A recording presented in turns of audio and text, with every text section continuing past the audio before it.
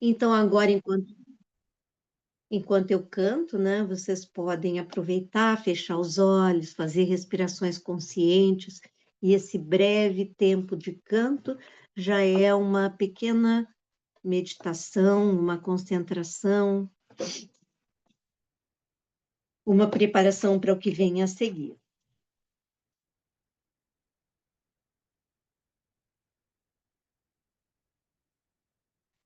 Om Yogena Chittasya Padena Vacham Malam Sharirasya Cha Vaidyakena Yopakarotam Pravaram Muninam Patanjalim Pranjaliranatosmi Abahu Purushakaram Shankachakrasitharinam Sahasrashiyasam Shvetam Pranamami Patanjalim Shrimate Anantaya Nagarajaya Namo Namaha Om Shuklam Baradharam Vishnum Shashivarnam Chaturbhujam Prasanna Vadanam Dhyayet Sarvavigno Pashantaye Guru Bhyastat Guru Bhyascha Namo Vakamadhimahe Pranimahe Chatadradhyau Dampati Jagatam Pati Shri Krishna Vagishayati Shwarabhyam Samprapta Chakrankana Bhashya Saram Shri Nutnarangendra Yatau Samarpita Swam Shri Krishna Maryam Guruvaryamide Virodhe Kartike Mase Shatatara Kritodayam Yogacharyam Krishna Maryam Guruvaryamaham Bhaji Shri Gurubhyo Namaha.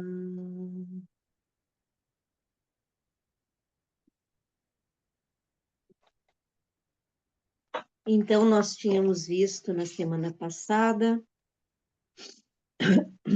até o Sutra 14, mas eu tinha pulado o Sutra 13, né?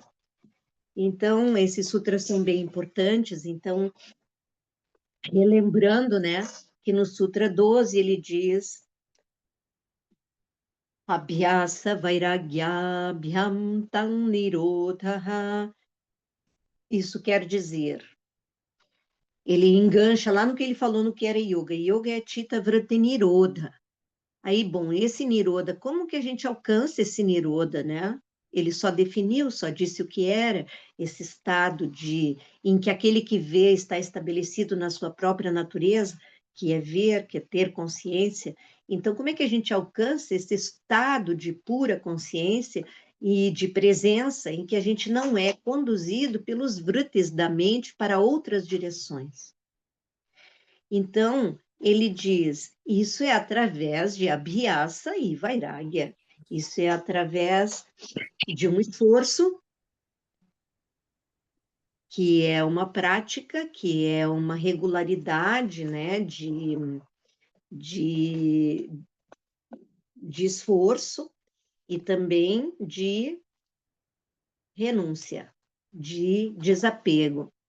Então, a gente vai fazer uma prática, aqui no caso seria uma prática contemplativa, eu disse para vocês que a Abhyasa tem esse sentido de sentar-se com algo, contemplar algo, e ao mesmo tempo renunciar a tudo aquilo que atrapalha essa contemplação, digamos. Essa é uma possível leitura desse conteúdo. Então, esse Abhyasa e Vairagya são como duas asas de um pássaro. Não pode ter um só, não pode ter só esforço, tem que ter esforço e, ao mesmo tempo, entrega, né? Tem que entregar aquilo que está me obstruindo ou aquilo que está me apreendendo, né? Me segurando. Na verdade, isso são fixações, né? E a gente se identifica com determinadas dimensões da gente. A gente pode se identificar com o corpo, né? E projetar o nosso self, o nosso si mesmo, no corpo. Então, qualquer coisa que aconteça com o corpo é algo que a gente sente como uma destruição do si mesmo, né? Então, a gente está completamente no corpo. Então, a gente vai ter que, de alguma maneira, com a ajuda de tudo que puder ser de ajuda, ir se desidentificando do corpo como sendo a instância última da minha pessoa. Se não é o corpo, podem ser outras coisas. E aí vem todo aquele quadro do Sankhya que a gente ainda não viu, mas se for necessário, hoje a gente vai ver. Tá? Então, a gente vai se desidentificando, até que não tem mais nada para o que se desidentificar, e aí a gente se dá conta dessa consciência. E isso é um exercício de contemplação que vai envolver tanto o esforço de repetir isso regularmente, quanto a renúncia às identificações, a renúncia às fixações da mente, né? Um desapego. Muito bem. A gente viu várias coisas a respeito desse sutra, e aí eu pulei o 13. E o Sutra 13 é uma continuação desse 12. Ele diz: Tatrasthitau yatnobhyasaha. Ainda falando, aqui falando de abhyasa. A abhyasa, o esforço, né? É Tatrasthitau yatnaha abhyasaha. Ele define o que é abhyasa. Ele diz: abhyasa é o esforço para chegar em Niroda, mas também é o esforço para lá se manter. Então, ele diz Tatra, Tatra é lá, né? Lá se refere a Niroda, tá? Tatra, ali, ou lá onde? Nesse Niroda que ele falou ali, porque ele disse Abhyasa Vairagya Abhyam Tam Nirodha.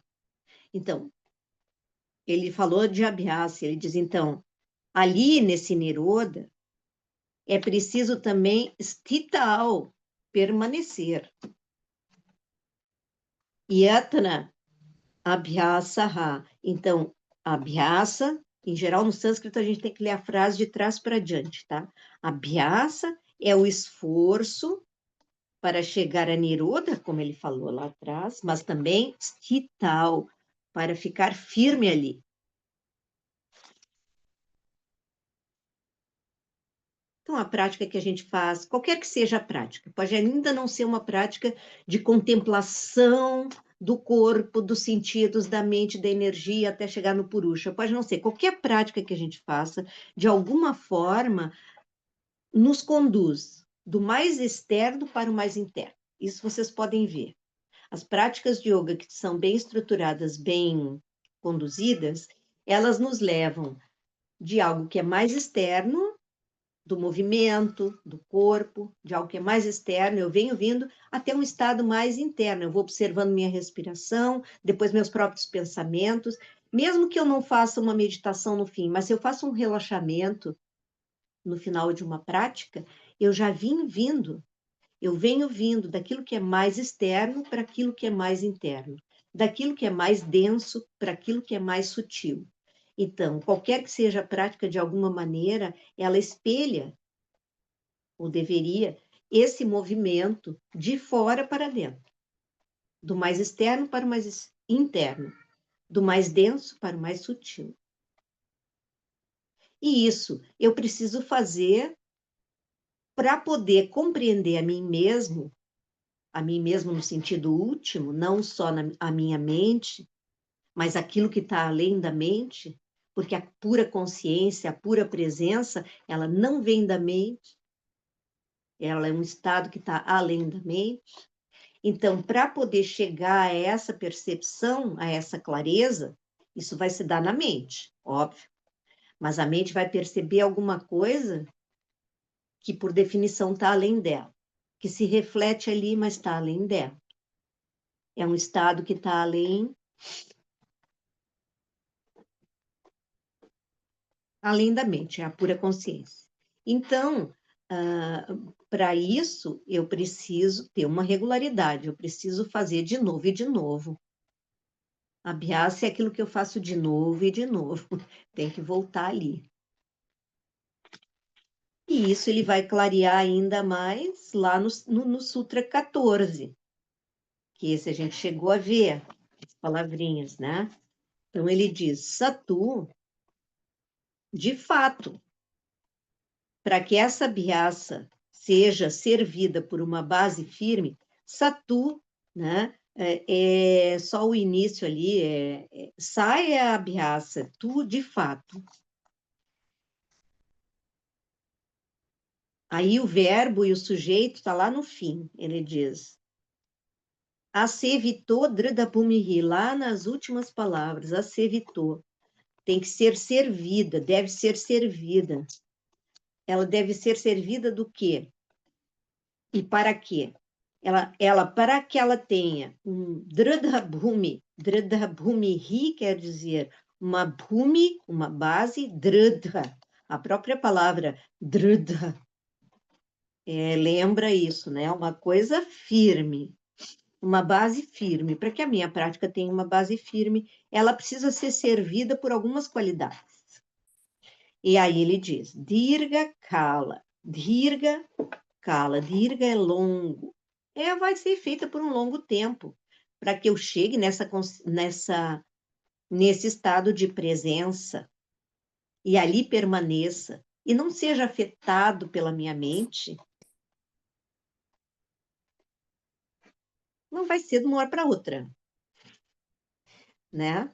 É um longo tempo. Dirga kala. Mas não é alguma coisa, não é um esforço, a Abhyasa não é um esforço como aqueles esforços que a gente tem que fazer para sobreviver, para ganhar dinheiro, para sei lá. Não é como os esforços que a gente faz como um trabalho. Trabalho, né? Trabalho nos tempos modernos significa algo rotineiro, às vezes repetitivo, né? Esse esforço que a gente faz é um esforço que tem um entusiasmo junto, porque eu estou indo na minha própria direção. E ele diz ali, ela deve ser servida além de por um longo tempo e sem interrupção, na Irantária, ela tem que ser feita a dará, servida de entusiasmo. E nós comentamos sobre isso também, como que às vezes a gente precisa introduzir alguns temperos numa prática para que ela volte a ser entusiasmante, né? Respeitando as próprias características da mente. Então, além disso, tem que ter satkara. Satkara é com confiança, com uma atitude positiva, vai me fazer bem. Eu tenho que intuir ali que vai me fazer bem.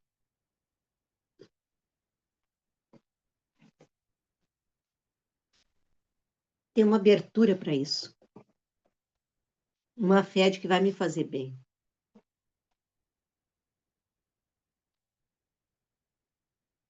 E aí, por aí, a gente tem um referencial assim de.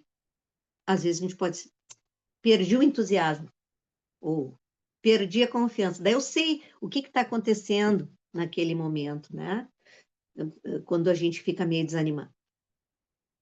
E sempre é bom comentar com alguém para poder incrementar a sua prática, né? Ou às vezes a gente muda, né? A gente muda de fase, já está fazendo um tipo de prática há muito tempo, às vezes há anos, precisa, não, é raro, né? Mas tem práticas que funcionam por muito tempo,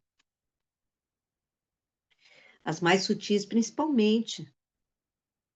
Então, pode acontecer que ao longo desse tempo a pessoa mude, aconteça alguma coisa, precisa introduzir alguma coisa ali, né? E essa palavra assevitou, ela também pode ser entendida como assevitou é como uma atitude de serviço, né? De servir. Isso também acho interessante porque protege a gente de algumas motivações enganosas ao fazer uma prática, né? A quem que a gente está servindo quando a gente faz a prática? Eu estou fazendo aquela prática como um serviço à vida em mim. Não é a serviço do meu ego, é a serviço da vida maior que me habita. É a serviço de uma saúde maior, é a serviço de algo que não me pertence, né? A vida é um dom, não tenho propriedade sobre a vida. Então é um serviço, eu estou fazendo a prática como um serviço, né? Como um servir a essa qualidade maior. Isso nos protege do quê? De botar objetivos assim menores que se intrometem. E daí a prática pode ficar muito presa àqueles objetivos. Não que seja um pecado fazer por objetivos menores, mas esses objetivos menores às vezes nos atrapalham.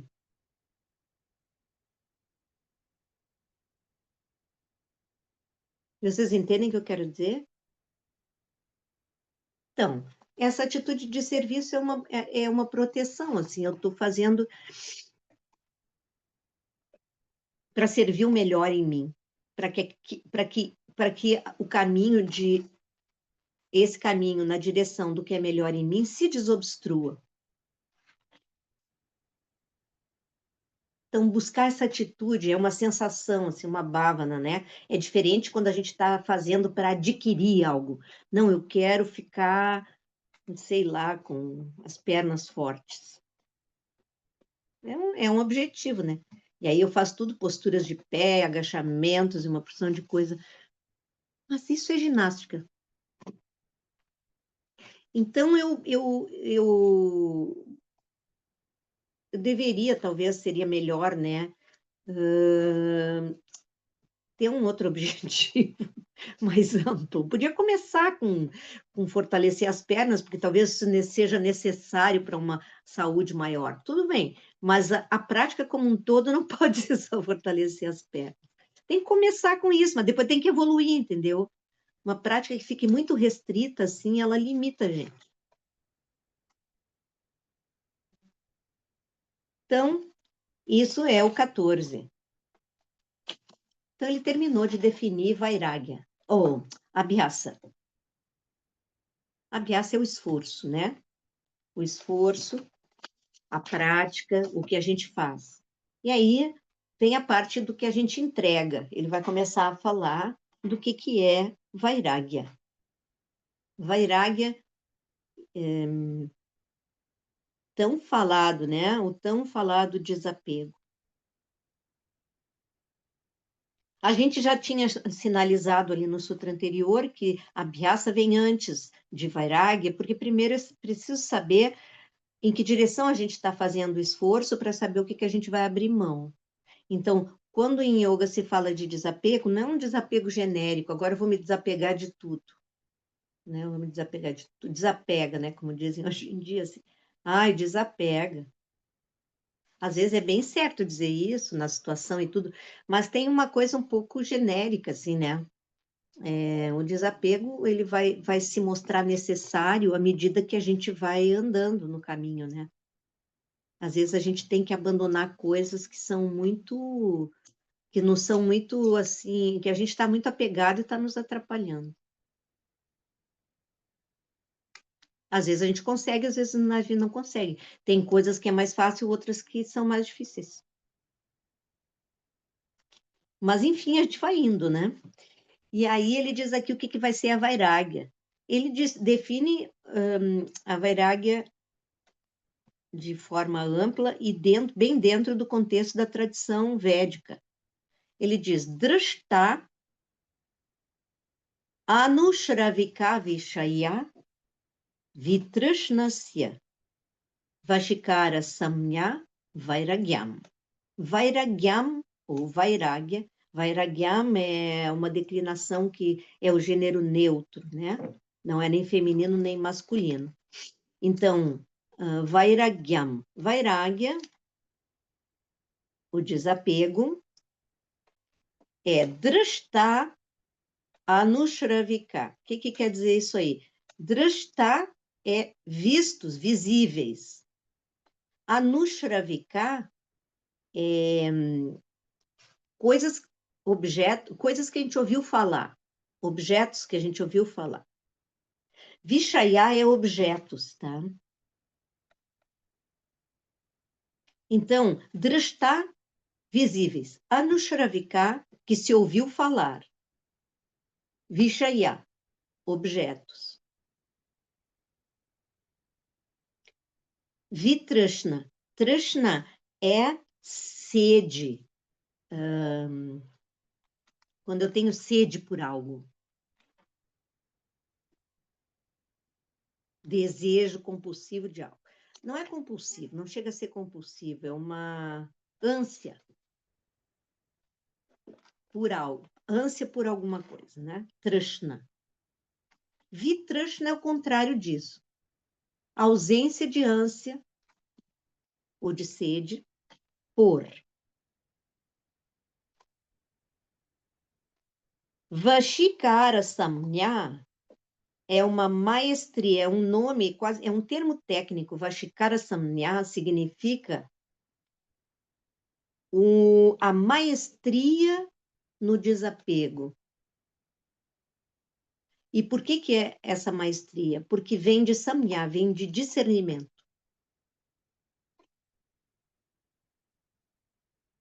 Então, juntando tudo, botando na coqueteleira, misturando e ordenando o sânscrito para caber nas nossas linguagens ocidentais, fazendo uma filinha, assim, de botar sujeito, verbo, predicado.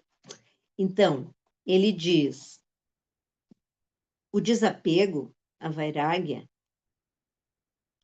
no seu estado de vashikara samnya, ou seja, a maestria. Vashikara quer dizer maestria. Então, a maestria em vairagya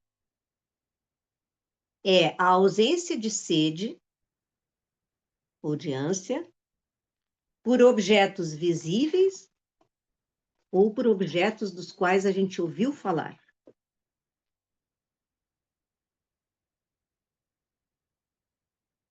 Então, o que são os objetos visíveis? São os objetos todos dos sentidos. As coisas boas de ver, de tocar, de escutar, de provar, enfim, todas as coisas belas da vida. Então, não quer dizer que a gente não aprecie todas elas, mas a gente não tem ânsia por elas, como se elas fossem preencher um vazio. Então, é vitrishna, não é ausência de desejo, é ausência de trishna. Trishna é uma palavra forte. Então, vitrishna é a ausência dessa... Ai, se não tiver isso, tipo, se não tiver café, não me acordo. Só que eu já rodei. Sem café não começa o dia. Trishna, né? Mas começa, né? Começa, até que começa. Mas depois a gente se acostuma. Mas, enfim, quando a gente tem muita trishna assim, para um negócio ali, aquilo pode nos atrapalhar. Então, quando a pessoa tem desapego mesmo, é porque ela já está, ela não tem mais aquela ânsia. Pode tomar café, pode não tomar café. Aquilo não vai afetá-la no seu âmago. Então, isso são os objetos visíveis, tá? Mas tem também os anushravika. O que é os anushravika? É bem específico. Porque a gente pode abandonar todos os objetos dos sentidos e jogar todo o nosso apego em coisas que a gente ouviu falar. Coisas que a gente ouve falar que é o seguinte, são mundos. Nos Vedas tem toda uma série de reinos de felicidade, paraísos sutis que virão depois da morte deste corpo. Então, se tem essa ideia, né? Se a pessoa é desapegada, se ela é grande praticante e faz todos os rituais certos e etc e tal, ela vai para um mundo superior muito feliz. Então, a pessoa podia ter desapego a tudo que é visível nesse mundo, mas ter um total apego a experiências que ela vai ter em reinos sutis, seja depois da morte, seja através de práticas, em que ela vai para estados alterados de consciência, em que ela experimenta reinos maravilhosos. Então, ela pode não estar atraída por nenhuma dessas coisas mundanas, mas tem determinada substância que faz, também tem isso. Tem determinada substância que, se ela usa, ela tem estados, né? Isso não é nem que ela ouviu falar, ela pode experimentar. Mas tem uns que nem é assim, por via de substâncias, a gente só ouviu falar. As escrituras dizem que existe, que é isso que ele fala aqui. As escrituras dizem que existe. Então, eu troco tudo nesse mundo para ter um mundo superior lá do outro lado. Isso já não acontece mais tanto hoje em dia, assim, a gente não vê isso. Mas teve uma época, por exemplo, que a gente sabia, né, que as pessoas compravam, como é que é? Compravam terrenos no céu, né? Não tinha uma coisa assim?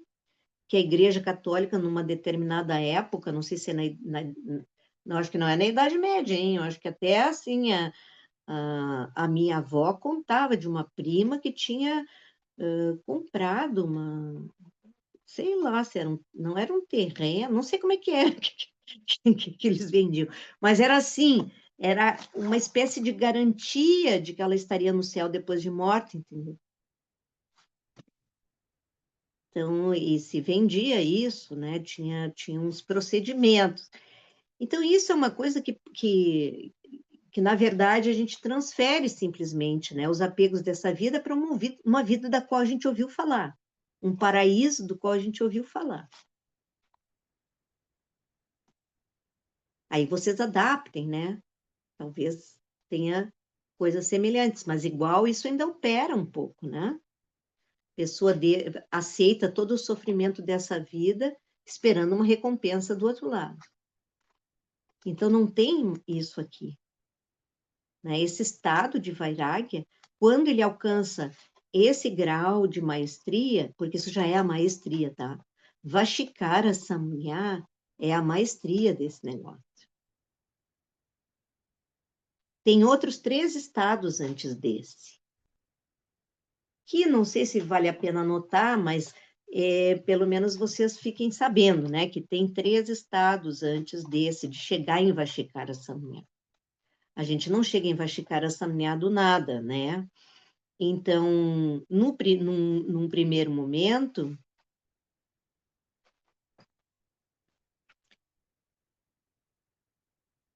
todos eles são chamados também de samnya. Samnya quer dizer completo discernimento.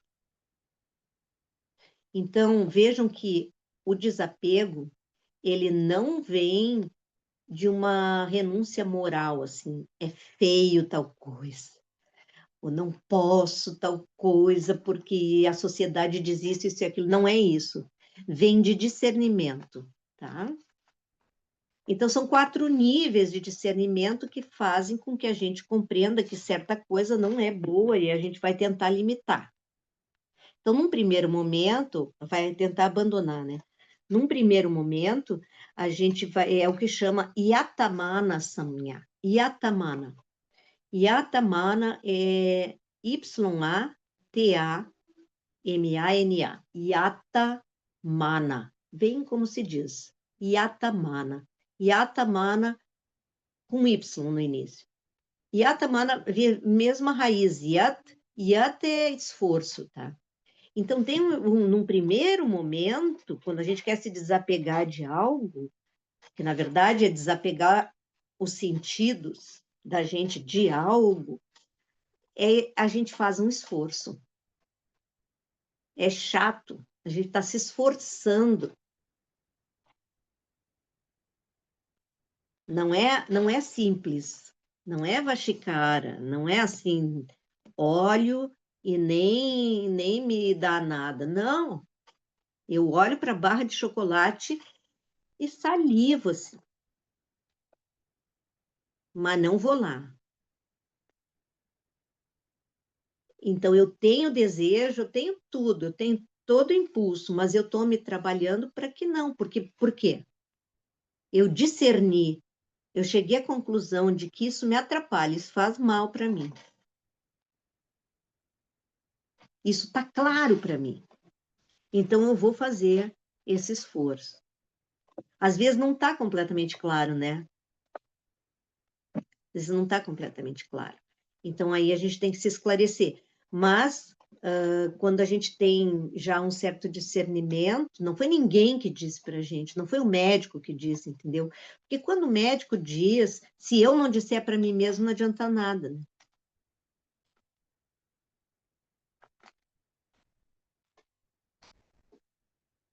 Então, aí,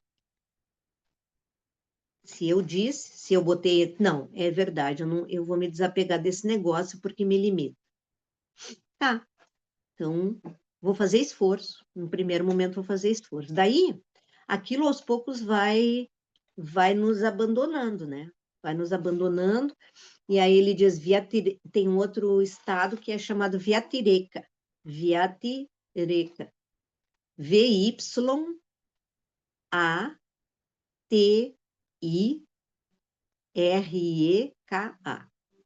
Vyatireka. Daí os sentidos não são mais dependentes.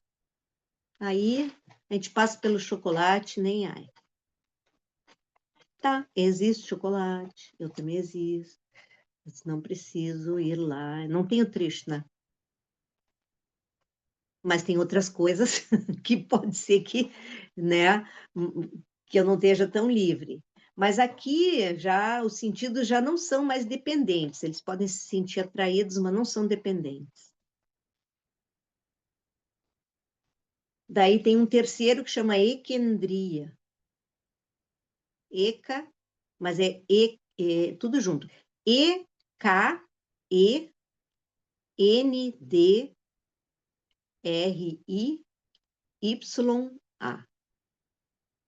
Ekendriya parece ekaindriya, né? Um só sentido, mas aqui ele está falando da mente como assim fosse o sexto sentido. Então ele está dizendo que nesse terceiro a gente não, os sentidos não são mais dependentes, entendeu? Porque eles imaginavam assim, por exemplo, a gente gosta muito de chocolate, daí o paladar fica viciado naquilo. O paladar fica dependente daquilo. A mente também, mas se o paladar não está mais dependente, obrigada, Ekendria. Então, se o paladar não está mais dependente, pode ser que a dependência esteja só na mente, fique só na mente. Então, Ekendria é quando não está, os sentidos já não são mais dependentes, mas a mente continua dependente. Então, por exemplo, o cigarro. O cigarro é sempre um bom exemplo, né? Porque tem uma coisa de apego, assim, quem fuma, quem já fumou sabe que é um apego dificílimo de abandonar, porque ele cria dependência. Então, antigamente, eles diziam assim que eram os sentidos que estavam dependentes daquilo. Não falavam em termos de cérebro, de neurotransmissores, de coisas assim, não. Eram os sentidos que estavam dependentes. Já não era só a mente que está dependente, ou os afetos, não, é o próprio corpo, através dos sentidos, que está dependente daquele negócio. Então, quando a pessoa vai tentar largar, primeiro vai ser um enorme esforço para largar, né? Para deixar de lado. Quem já tentou sabe que não é fácil, e é das dependências mais difíceis, né, de largar. E depois, quando a pessoa consegue, ela já pode ver, inclusive, alguém fumando e tudo, mas ela não está mais dependente daquilo, os sentidos não estão. Então, é um segundo nível, já é uma maestria. Mas aí a mente ainda tá, ela ainda tem saudade daquilo. Aí ela vai e sonha que está fumando. E essa fase, a maior parte dos fumantes passa por esse momento. Já parou de fumar não sei quanto tempo, aí um dia sonha que está fumando e tem aquele prazer de fumar um cigarro no sonho. Aí, meu Deus, botei tudo abaixo, aí acorda e, graças a Deus, era um sonho. Então, isso é equindria, porque não está mais nos sentidos, mas a mente ainda tem aquela fixação.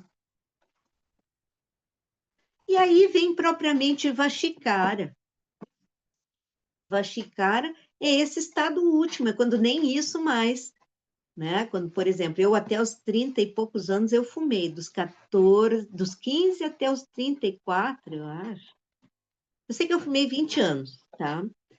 Que na minha época era muito diferente de hoje em dia. Meus dois irmãos, que são já 10 anos, são 10 anos mais moços, tem duas camadas na minha família. Eu e meu irmão mais velho, depois tem uma pausa de 9 anos, aí tem meus dois irmãos mais moços. 9 anos depois, 10 anos. Eles já não fumaram, nunca fumaram. Eu e meu irmão mais velho fumávamos. Era assim, era a introdução no mundo adulto, era fumar. Meu pai fumava. Isso foi a história do cigarro é interessante, foi plantada, né, assim, para que todo mundo fumasse. E depois é que agora é que se tem todas essas campanhas, né? E tiveram essas campanhas todas, e realmente. E agora não é nem o cigarro, né? É vape.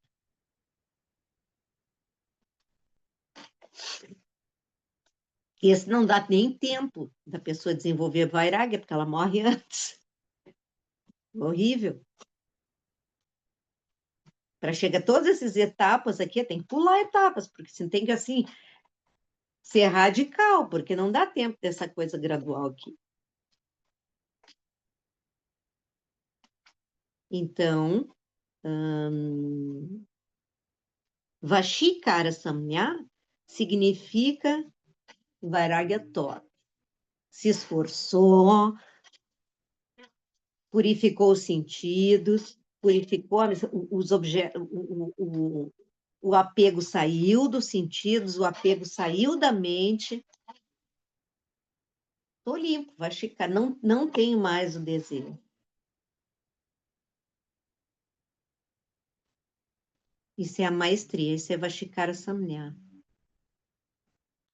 Então, é um estado interno em que a gente. E não é só por um objeto, né? É o estado de desapego por objetos dos sentidos, visíveis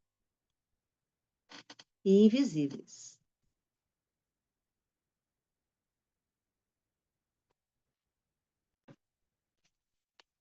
E isso nasce de esforço, ele tem um esforço, ele tem uma progressão. É um discernimento que gera o esforço necessário para alcançar esse estado.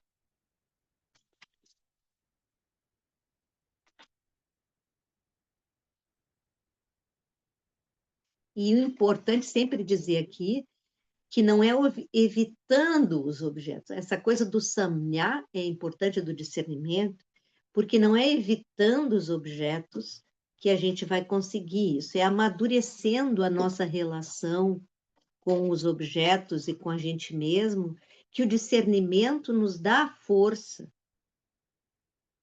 de ir abandonando os objetos como fonte de felicidade.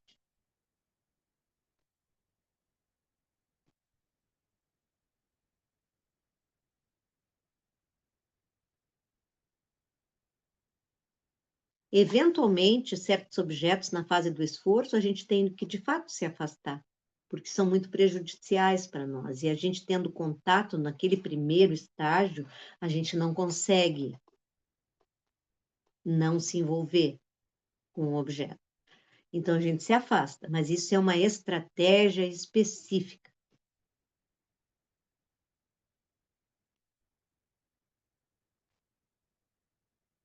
sempre vai ser o discernimento que vai nos levar e vai nos dar força, né? É uma escolha interna ou um amadurecimento interno. Eu me lembro que a Glória dava esse exemplo quando ela falava do desapego, né? Quando eu era pequena, eu brincava com bonecas, os meninos da nossa fase, né?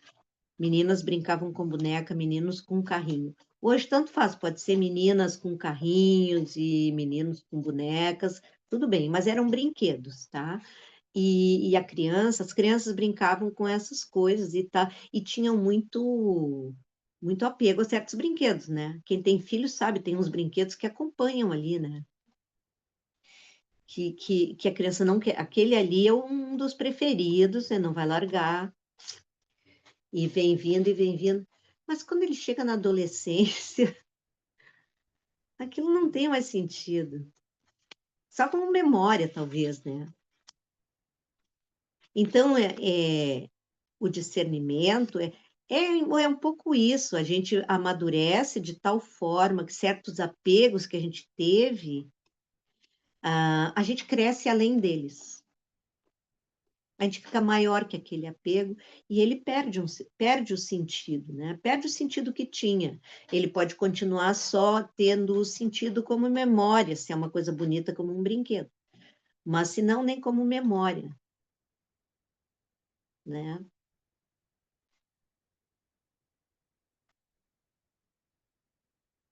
E Vairagya é uma coisa muito importante em yoga, é a coisa mais importante em yoga. Yoga não é um caminho de aquisição, é um caminho de entrega.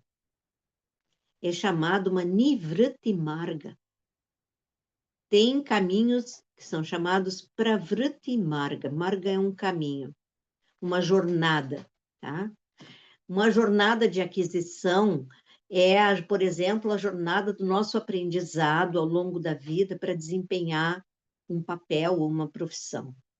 A gente tem uma jornada de aquisição de conhecimentos para poder desempenhar aquela função.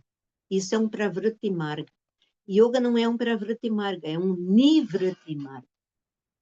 É um caminho de ir abandonando tudo o que não é, para que só o que é sobre.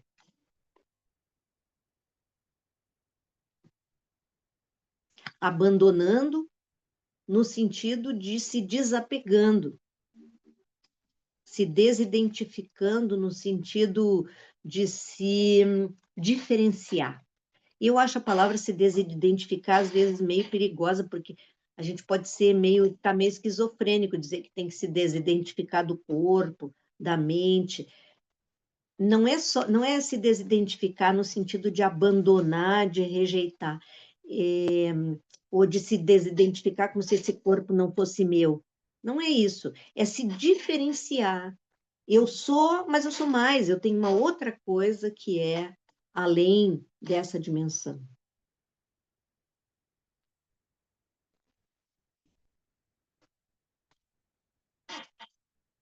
Então, esse caminho, Vairagya, é muito importante, porque é só abandonando tudo que a gente já tem, todas as multiplicidades de coisas que a gente já tem, para poder encontrar aquilo que a gente é.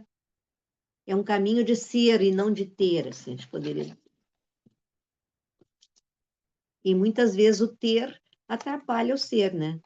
Porque é tanta coisa que a gente tem que não dá nem tempo de ser, porque a gente tem que cuidar de um monte de negócios e apegos, e identificações, e papéis. Quando é que a gente vai ser simplesmente, né?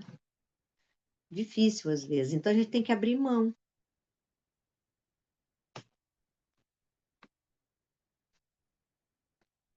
E essa vairagya que ele fala no 15 ainda é pouca comparada, não é a superior ainda, porque ele vai dizer no 16. Tat param purusha khyati guna vaitrashnyam. Tat, aquela vairagya que eu falei ali, Vashikara Vairagya, param. Tem uma que é superior, param, superior a ela, mais elevada que aquela, tat param, superior àquela, param é superior. É a Vairagya que vem de quê? Purusha Khyate, Guna Vaitrashnyan. Então, Tatparam Purusha Khyate Guna Vaitrashnyan. Superior àquela que eu falei ali anteriormente é a Vairagya. Não está a palavra aqui, tá? Mas está suposta. É a Vairagya que surge a partir do conhecimento, da experiência direta do Purusha.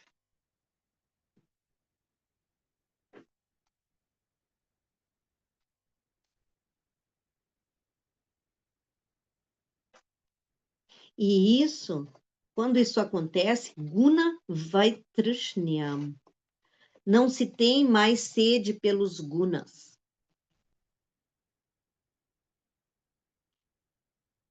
Não se é afetado pelos gunas.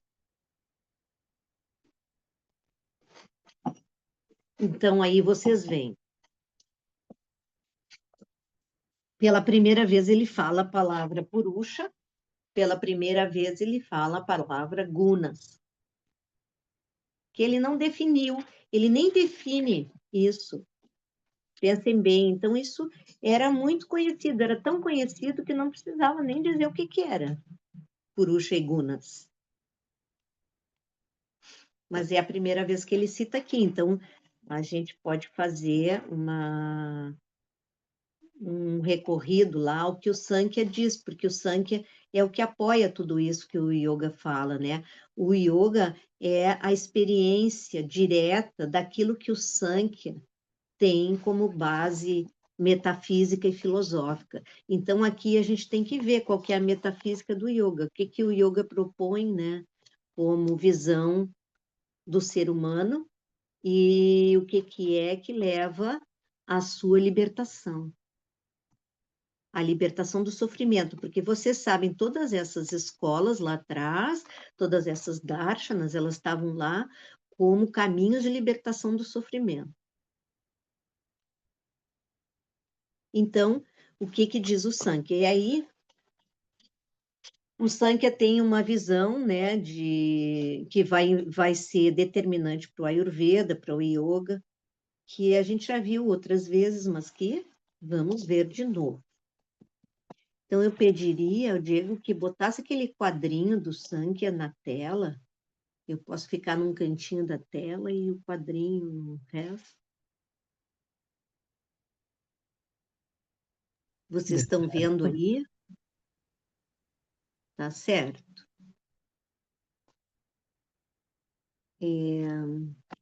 Ai. Tá, voltou. Então, o Sankhya vai apresentar a nossa realidade como sendo composta de dois elementos, duas realidades que são eternas. Uma chama-se Purusha, que é a consciência, que no yoga foi chamado ali há pouco, ali atrás, de Drashtru, ou Drashtuhu, né? Aquele que vê, né? Aquele que vê seria essa pura consciência, Purusha, a presença que vem da pessoa, né? O estado de consciência que vem do ser, né? E Prakriti, que é a matéria em que isso se manifesta. Não matéria como a gente entende hoje, matéria concreta, matéria assim, invisível, pedaço de vidro. Não, é matéria. A matéria inclui a matéria sutil, porque a nossa mente é considerada matéria também. Então, a matéria sutil e a matéria física, elas são inertes, elas não têm vida nelas próprias. Elas vão receber vida do Purusha. Vida, consciência, é não criado, incriado, não tem início. É sempre, sempre foi, sempre será. Já a Prakriti, ora ela é, ora ela não é. Ela tem ciclos de manifestação e não manifestação.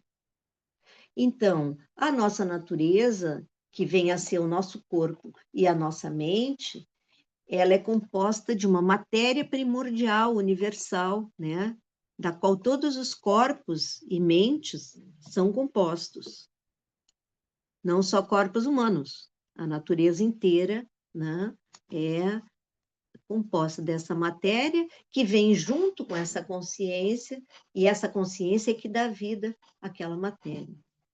Mas essa matéria, ela pode estar num estado não manifesto, aí ela inclusive é chamada pradana, é como se fosse assim uma substância invisível, mas existente.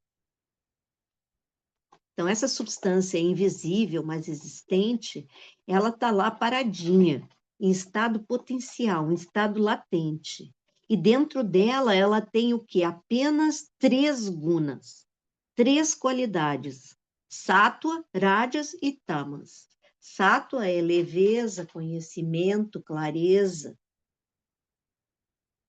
Rájas, energia, movimento, atividade. E tamas, escuridão, peso, inércia. São 3 qualidades só que essa matéria, que essa substância invisível, não manifesta, tem. São 3 potenciais ali. Quando ela entra num ciclo de manifestação, ou seja, ela começa, ela se manifesta, ela surge, ela vai se chamar Prakriti, porque daí ela está em movimento. Daí esses gunas que estavam em equilíbrio, eles começam a atuar uns com os outros, né? Essas unidades básicas constituintes disso que os antigos chamavam matéria, né? Que é muito mais perto da... Ele não está separado da energia, né? Essa matéria é ao mesmo tempo energia também, né? Essa energia, ela recebe a vida do Purusha. E ela vai se diferenciar em categorias do mais sutil até o mais físico. A primeira coisa que se diferencia em Prakriti, na nossa Prakriti, na nossa natureza, é Mahat ou Buddhi. É o primeiro princípio de individualização. Quando essa Prakriti vai se individualizar num ser, a primeira coisa que surge é a noção de ser. Mahata ou Buddhi é isso, uma inteligência que se reconhece. Eu desperto, é como, e não tem eu ainda, é difícil de falar, né? Mas é uma inteligência que se reconhece. Mahat Buddhi. Esse Mahat Buddhi vai ficar mais denso ainda, vai se densificar como um eu, como um ahankara, como um ego, que seria assim um princípio de individualização. Aquela inteligência que se reconhece sendo, ela vai se individualizar, ela vai buscar ser um indivíduo. Então, esse princípio de ser um indivíduo, ele vem depois dessa inteligência budista. Isso não está no cosmos, não. A gente não precisa olhar para a coisa cósmica. Isso está em nós. Então, esse arrancar, esse princípio de individualização, vai gerar a necessidade de uma mente. Então, tem uma flecha lá que vai para um lado, está lá mind. Né? Então, vai gerar uma mente. Manas. Essa mente, Manas, vai pedir para poder se exteriorizar os 5 objetos dos sentidos. E também os 5 objetos, os 5 órgãos dos sentidos. E também, para agir, vai pedir os 5 órgãos de ação. Ao mesmo tempo, o Ahankara vai gerar os 5 elementos sutis. Esses 5 elementos sutis são chamados Tanmatras. Tanmatras são os 5 elementos, mas numa qualidade sutil, ainda não ficaram densos. E eles, no processo de densificação, e de que aquilo vai vindo do mais sutil para o mais concreto, eles vão se transformar nos 5 bhutas, que são os 5 elementos grossos que vão ser o espaço, o ar, o fogo, a água e a terra. Então, isso é o mapa de todo e qualquer ser manifesto, especialmente o ser humano, porque Mahat Buddhi pode não estar totalmente desenvolvido em outros seres, né?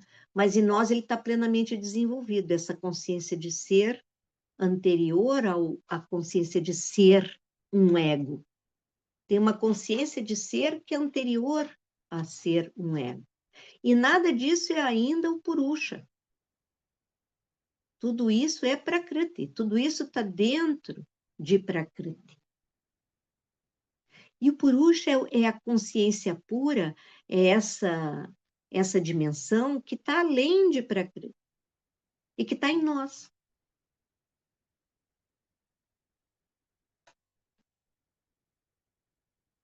Então, pode tirar, Diego?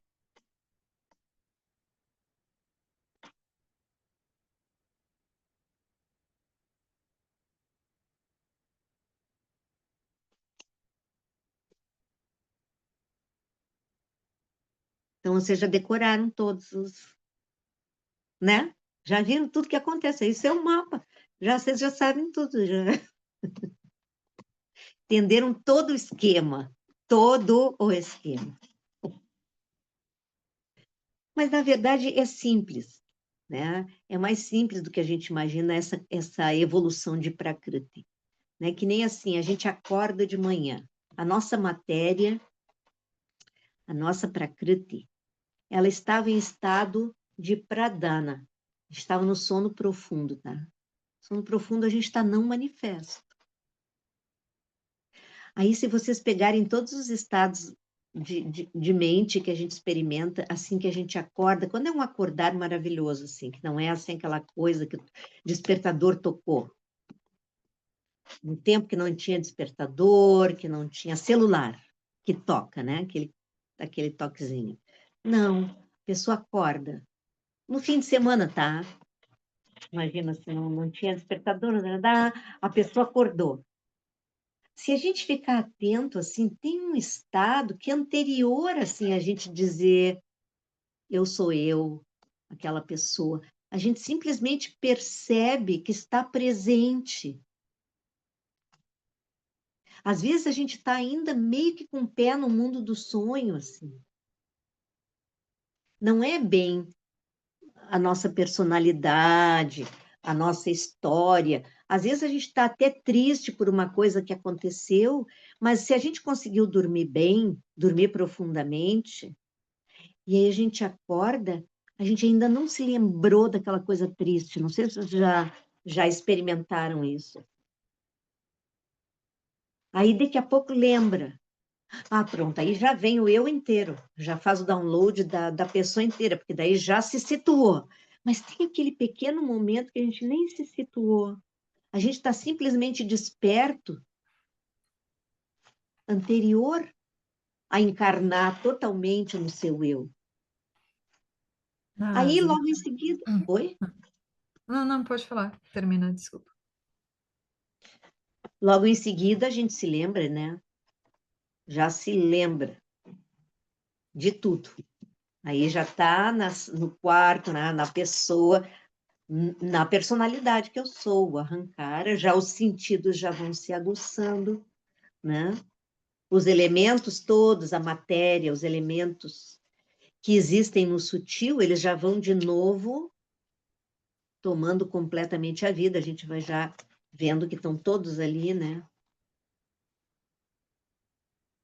Em funcionamento, e aí eu encarno total. Quando eu encarno total e me esqueço da presença que é o Purusha, é o estado mais longe, né, que eu posso estar quando eu me esqueço. É o estado mais longe, né? O estado mais lento, né? A gente poderia dizer. Quando a gente está totalmente no corpo, é o estado mais lento da energia, de vibração da energia, né? Porque lá no corpo grosso não é que nem um pensamento, que é, né? O grosso é, graças a Deus que é, né? Porque Se tudo que a gente pensasse, a gente vivesse, ia ser uma desgraça. O corpo, ele dá uma segurada, é um fio terra, né? Então, a energia tem uma velocidade, não é como no pensamento, não é como, né, nas coisas sutis.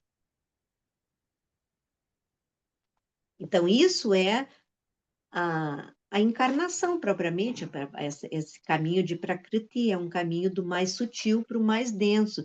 Isso acontece quando a gente nasce lá dentro da barriga da mãe, isso acontece em toda a natureza, nos diferentes ciclos de tudo, isso acontece assim, quando a gente dorme, quando a gente acorda, a gente mais ou menos reproduz isso.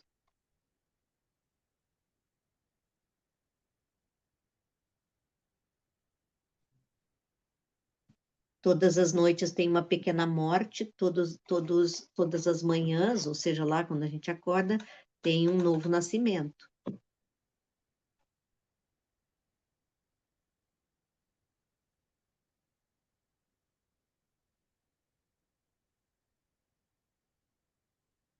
E é importante para o yoga que, além desse arrancar, de toda a personalidade constituída dessa vida, que tem uma história, que tem uma memória, que tem uma porção de hábitos, que tem toda uma camada de coisas que estão na consciência e outras tantas que não são acessíveis à consciência, acima de tudo isso tem aquele Buddhi ali. Ele é anterior.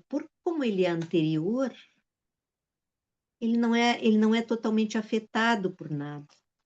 Essa inteligência que vê que, que não que é diferente, ela é diferente por natureza da consciência da mente que está envolvida com a nossa personalidade, com a nossa história.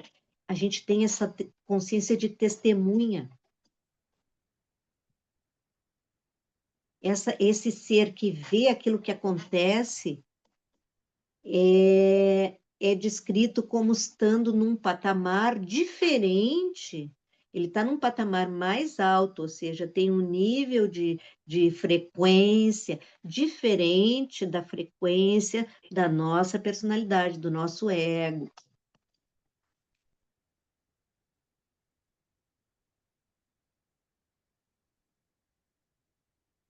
Tá, Mônica, pode falar. É, compartilhando um pouco desse mapa aí, compartilhando uma experiência que eu tive uma vez, desse acordar e não voltar assim, a percepção do eu, né? Não voltar o Hum, asmitar, né? Então foi uma experiência assim de acordar e nada, sabe? Acordar e não descia, não fazia o download do negócio. Então, tipo assim, foi uma experiência de vazio, assim. Então, por alguns segundos, só que aí veio, eu acho que veio da mente, exatamente de Asmita, veio um pânico. Tipo assim, uma sensação de blackout, assim, né? De nada, tipo, quem eu sou, onde eu estou, o que está acontecendo, aí, brum, é aí veio o mesmo? download. Mas foi forte, então. Foi bem forte, porque veio um pânico da mente, eu acho. É, claro. E assim, tipo, quem eu sou, onde eu estou, o que está acontecendo, tudo preto, onde eu tô, nananã, O deu que um que tu pânico aí tinha, desceu. o que que tu tinha tomado? Tinha tomado um Cara, e casulo.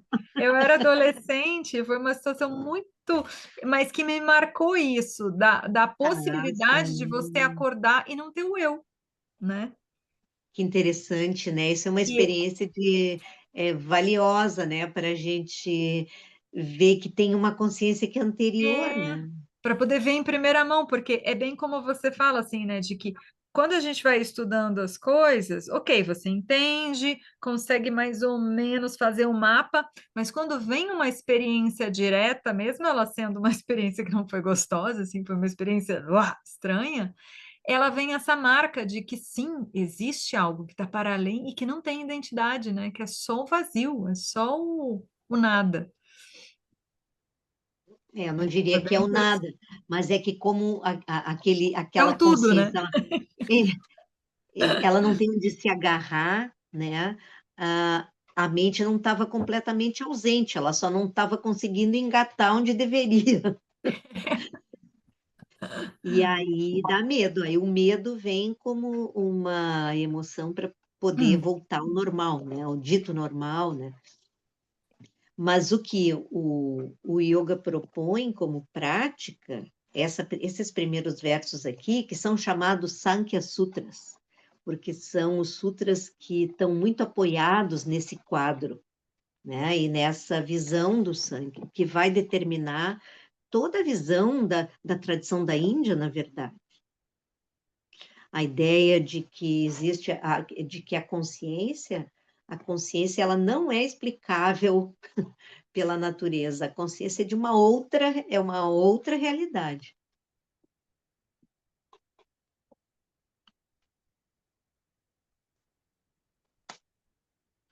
E, e em meditação, o caminho de meditação tradicional, assim, do yoga, é esse de contemplar o próprio corpo, contemplar os sentidos, entender os órgãos dos sentidos, né? Como é que eles funcionam, a mente como essa matéria sutil que está invisível, que a magia não pode dizer nem que está por dentro, porque dentro, o que que significa? Dentro é dentro do corpo? O que que a gente quer dizer com dentro, né?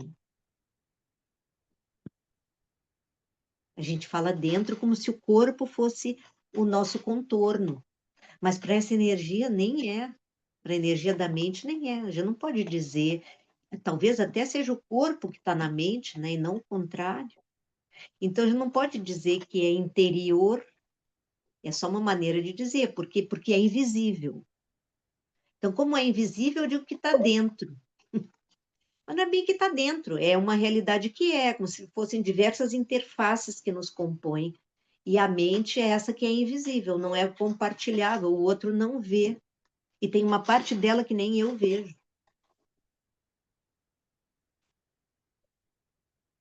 Só é dentro se a gente disser que a mente vem do cérebro. Então, sim, o cérebro está dentro da cabeça, mas não era essa a visão. Inclusive, o lugar da mente é considerado aqui o centro do peito,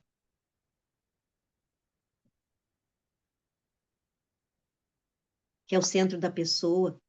E dentro da mente está Buddhi, que é essa faculdade luminosa de ver a própria mente. E ali também está Deus sentado, Purusha, como expressão do espírito em mim. Mas eu não percebo. E esse espírito é que gera consciência. Essa pequena centelha, esse mínimo, que é o que ilumina tudo em mim. O sol da pessoa. E todo o caminho de yoga é realizar esse Purusha. Todo.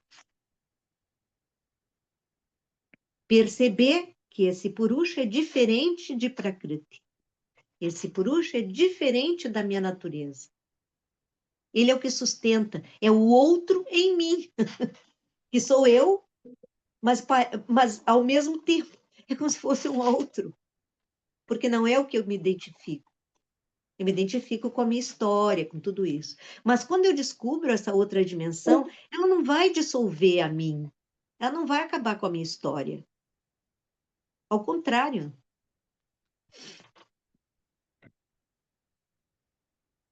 ela ilumina e abençoa tudo que eu sou. Por isso ele diz ali, Guna Vaitrashnyam, quando a pessoa conhece o Purusha, quando tem essa experiência direta do Purusha, não tem essa sede pelos gunas, ou seja, não é afetado pelos gunas, significa que não é afetado por Prakriti, né? Não tem essa ânsia de Prakriti, não é? Não tem essa ânsia. Então, me parece que não ter essa ânsia é não esperar que Prakriti tenha a perfeição e a completude. A gente aceita que certas coisas não vão ser completas. Não não ter a sede em relação a Prakriti é também não querer que Prakriti seja perfeita. Prakriti vai sempre ter um dosha, vai sempre ter alguma coisa que está em movimento e que, né? Porque tem muitas, tudo que está na dualidade, tudo que está em Prakriti tem luz e sombra.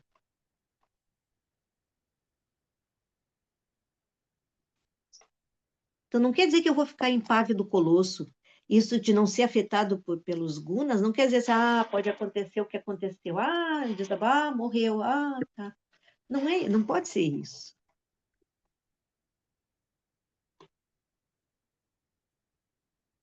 Eu vou me emocionar com tudo e viver todas as coisas, mas sem esperar que elas sejam diferentes do que são, do que podem ser, né?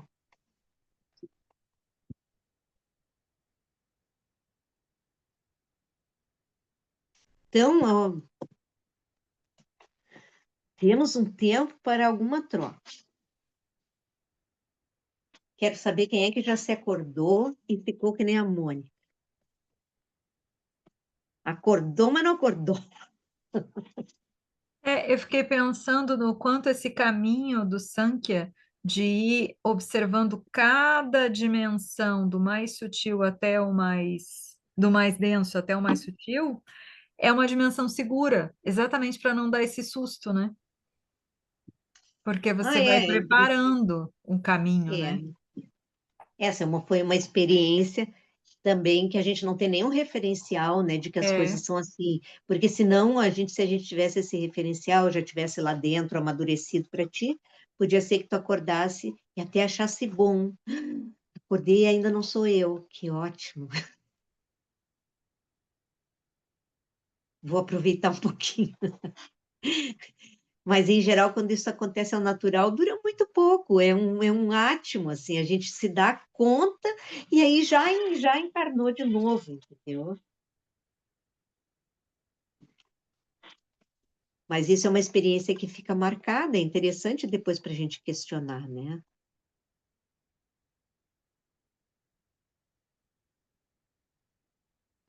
Significa que os corpos não estavam tão alinhados, né? Alguma coisa estava, não deu, não fechou completamente, assim.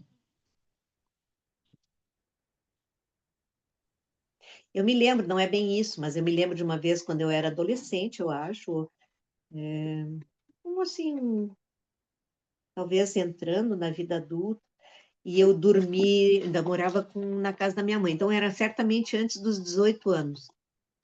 E, e eu me lembro que eu acordei e me levantei, a experiência que eu tenho, assim, eu me levantei da cama, o quarto estava numa luminosidade, assim, que não era nem noite nem dia, parecia uma penumbra, mas eu enxergava tudo.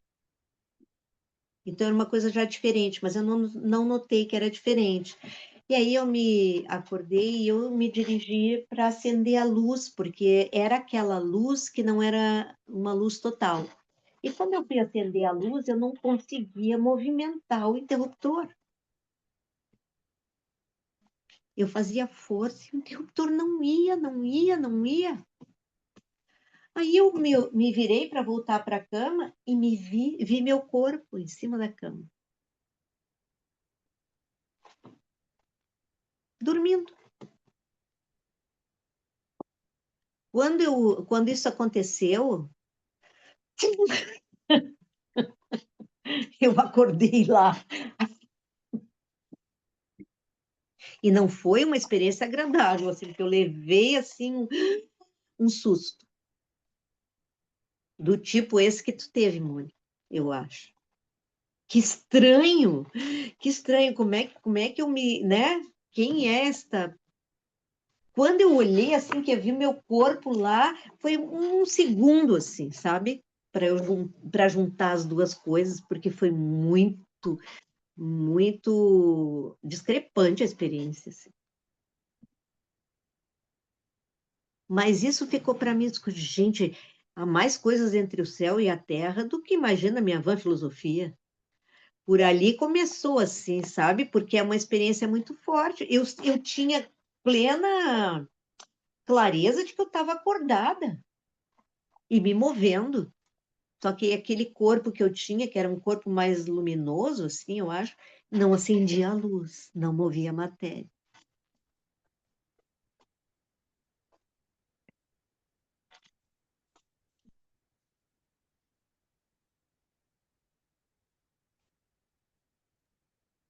Nazaré, boa noite. Oi, Estão me tá ouvindo bem? bem? Eu tô com um fone que não é muito bom. Para mim tá bom. É, é porque assim, eu não sei exatamente se conecta com essas experiências de vocês, porque eu já vi alguns relatos que é relativamente comum, assim, das pessoas passarem, mas que foi muito agoniante para mim, que acontecia com bastante frequência, não acontece mais, felizmente, porque foi bem assustador, assim, que é aquele processo que você parece que você acordou, mas o corpo não acordou. E aí Hum, você. Eu lembro que eu tentava falar, mas não falava, eu tentava abrir o olho, mas não abria, eu tentava me mexer, mas não mexia. E aí eu gritava assim na minha cabeça, eu tava gritando, tipo, alguém me acorda, eu quero eu acordar, já né? tive isso também. E É daí a gente grita horrível. e a voz sai assim, "Uhum, Exatamente. E aí, um de repente eu ruizinho assim. acordei.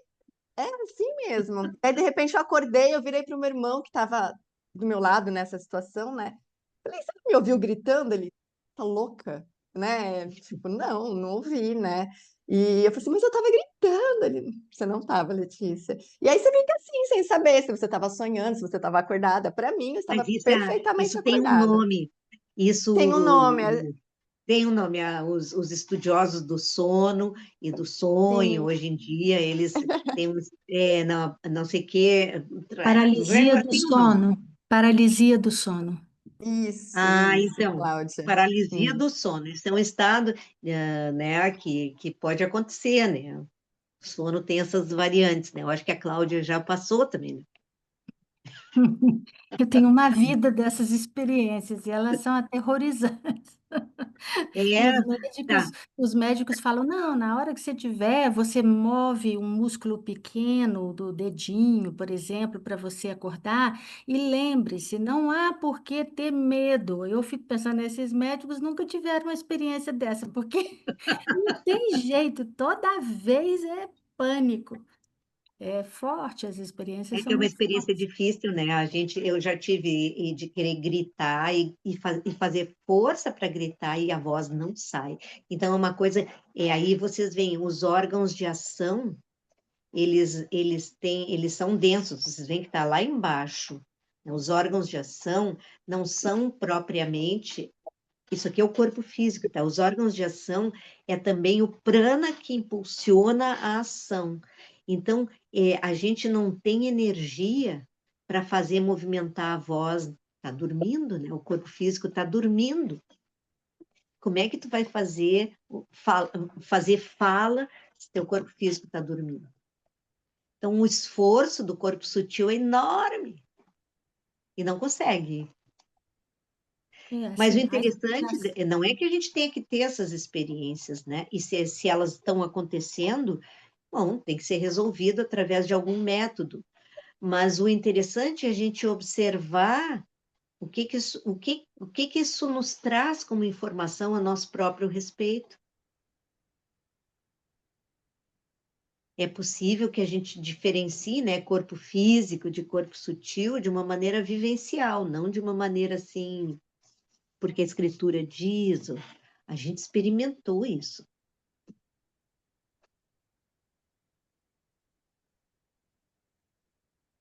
É diferente de ouvir falar, né? Quando a gente tem essa experiência de.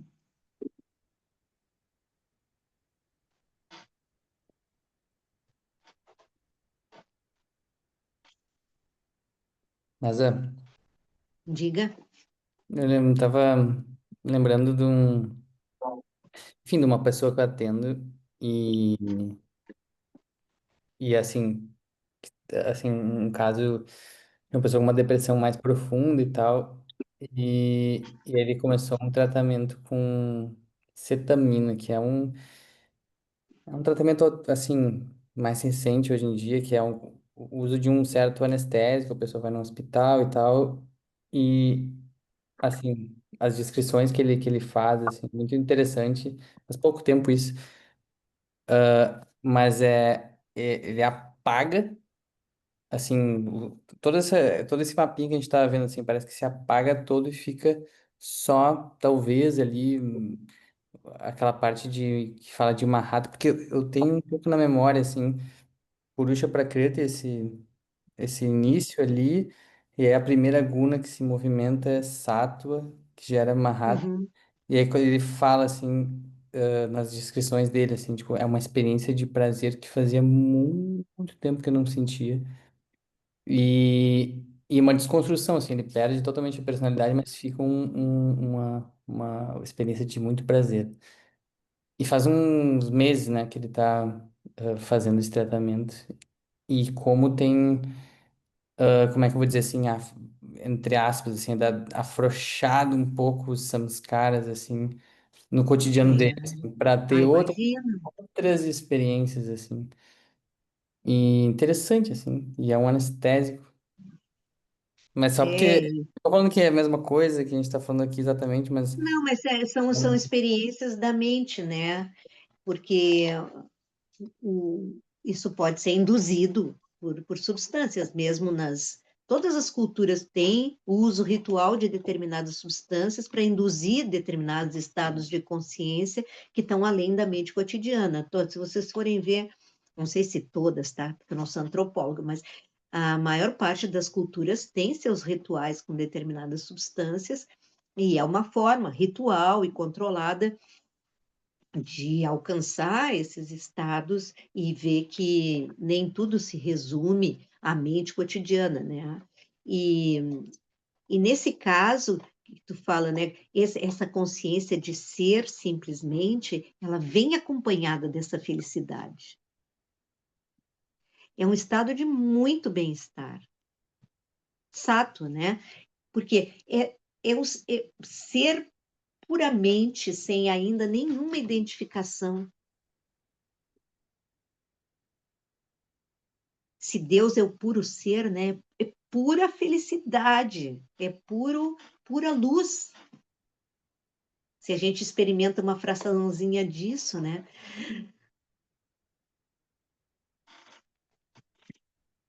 E isso pode durar um pouquinho ali, mas para ele que está vivendo isso, que provavelmente, o que significa tu estar tá preso numa neurose, numa psicose, ou numa coisa muito pesada, que é uma identificação, às vezes, com histórias bem difíceis, que deixam marcas profundas na pessoa, e aí tu te vê aprisionado ali dentro daquilo, né?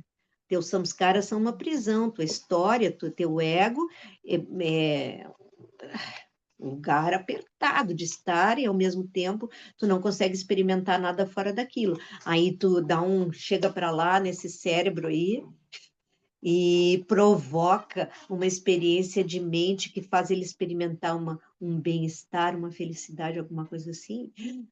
Acrescentou-se alguma coisa completamente nova a essa história de limitação ali, né?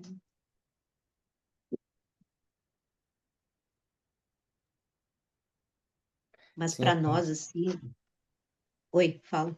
Não, eu também lembrei nessas coisas que a gente estava falando, um pouco da história do Leloup, né, de quase morte, que ele conta também, e até, enfim, das tradições que falam sobre os processos, né, quando a gente está fazendo a passagem, digamos assim, dos elementos que vão se Vão se dissolvendo. dissolvendo. É.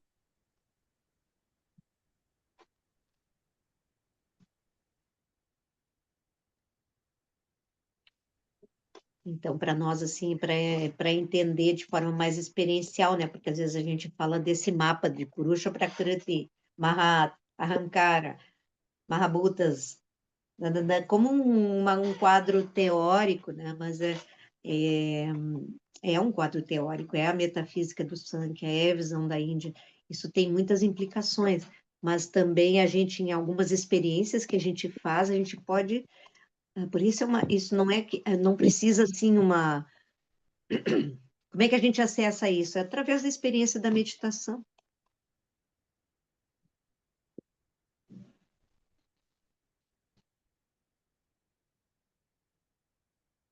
E também não precisa ficar com medo que se for meditar vai sair do corpo. Não, né? Não vai acontecer.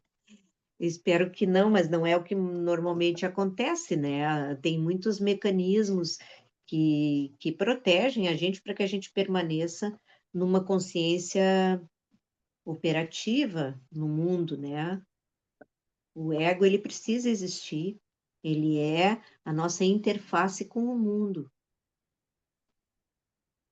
mas ele não é a nossa personalidade última, ele é fonte de grande limitação também, espiritualmente falando. Se a gente considera que ele é o único e é o nosso porta-voz. Ele não é para deixar de existir, o que ele precisa é ser curado, porque ele tem muitas marcas de sofrimento. Todo ego tem, né? Toda nossa personalidade tem, como é que ela se constrói, né? Com limites, com dificuldades, com isso, tem uma história ali. E o problema não é o ego, o problema é o ego ferido, né? E ele precisa primeiro ser curado para poder ser transcendido.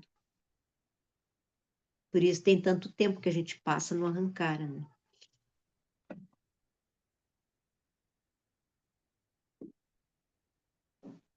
Alguém mais gostaria de falar?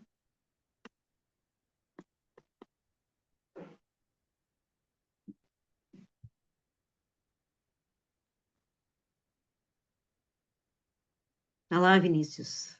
Diga. Ele está sorrindo.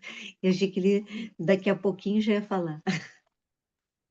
Não é, acho que várias experiências mesmo, assim, né? Acho que nessa jornada de autoconhecimento, assim, que eu também tô relacionando, assim, mas parece que esse caminho do yoga, assim, também parece que a gente vai buscando por nós mesmos e fiquei pensando nisso, né? A gente não detém, assim, o que que vai surgir ali na frente, né? Não, ele não detém. Mas a gente pode confiar no processo se a gente estiver bem estabelecido nas bases, né? Sim. Confiar no processo. Até esse lugar de curiosidade, uma investigação, assim, né? Isso. Tem uma coisa da prática que tem uma coisa que nem quando a gente é pequeno, né? Que a gente tem curiosidade para descobrir um negócio, né? E não é uma repetição só por disciplina, é um encontro com um estado de curiosidade sobre si mesmo, sobre a vida, sobre como que as coisas funcionam, não a partir de uma visão de terceiros ou de uma visão de segunda mão, o que que os outros dizem, o que que a ciência diz, o que que a religião diz, mas o que que a minha mente percebe, o que que eu, ajudado por referenciais, claro, a gente tem uma tradição que fala sobre isso, né? Como que eu vou descobrir? Isso é um conhecimento em primeira mão. É um conhecimento experiencial dos fenômenos, né? Claro que a gente tem um mapa, mas o território cada um vai percorrer do seu jeito, conforme as suas coisas. Mas igual, eu acho que isso é um pouco também ajuda, se a gente olha assim, por isso que eu tenho vontade de trazer assim, ajuda a gente a ter curiosidade de avançar, né? De se aprofundar, de continuar se aprofundando, como sempre.